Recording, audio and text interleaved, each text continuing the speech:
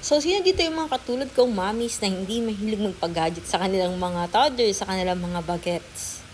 Pwede kayong mag-comment dyan. So, quick sharing lang. I have a toddler, yan. 4 years old boy, si Hobby, at ever since, hindi ko talaga siya pinapagamit ng gadget. Though, hindi talaga natin may iwasan yung gadget sa kanila, lalo na sa mga panahon ngayon, talagang napakadali lang para sa kanila gumamit ng gadget. Hindi man natin sila paggamitin o bilahan, ay kusang lumalapit sa kanila, 'di ba? Yan, sa relatives, sa kanilang friends, sa kanilang mga classmates, ganyan. So ako, buntis pa lang ako, sinet up, mindset ko talaga, sisipan ko na hindi ko na hindi ko talaga paggagamitin yung anak ko ng gadgets dahil alam ko yung panahon ngayon, grabe yung impact ng modern generation sa panahon ngayon, especially sa mga edad nila, mga bata pa lang sa panahon ngayon. Grabe yung dulo. So, kailangan mas pahalagahan natin yung health nila, yung kanilang immune system. 'Di ba?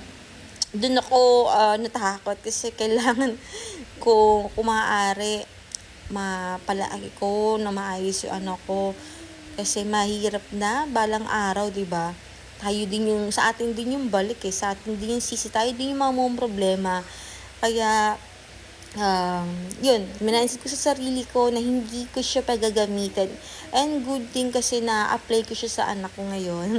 So, medyo strict mom lang ako pagdating sa, yun nga, sa ibang tao. Binibigyan ko na ng heads up. Yan na ganito lang po si hobby.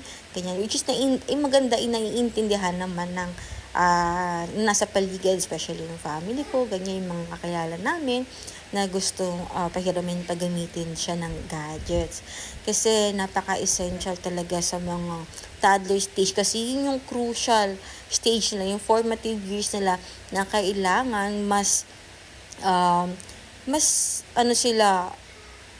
open sila sa kanilang paligid, ganyan. Kasi doon mas na-open yung kanilang developmental stage, yung kanilang brain development sa kanilang early years, which is very, very uh, essential yan para sa kanilang paglaki. At doon sila mas madaling matututo sa kanilang mga early stage nila sa kanilang pagkabata. So, yun lang for me idea ko. Just a quick share. Ano yung thoughts nyo pagdating sa paggamit ng gadgets sa inyong mga bagets, sa inyong toddlers, ganyan. You can comment down your experience. And for me, my opinion is just for me lang.